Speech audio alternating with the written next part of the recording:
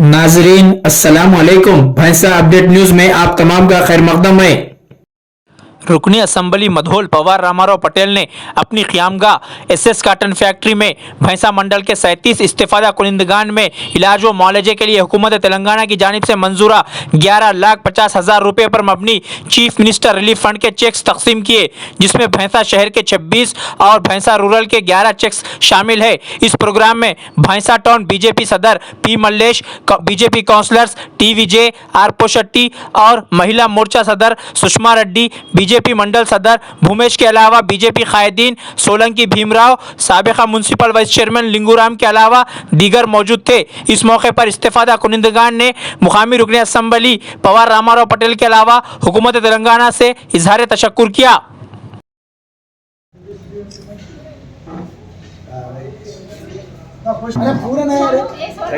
नाजरीन आपके अपने YouTube चैनल भैंसा अपडेट न्यूज को लाइक, शेयर और सब्सक्राइब जरूर करें।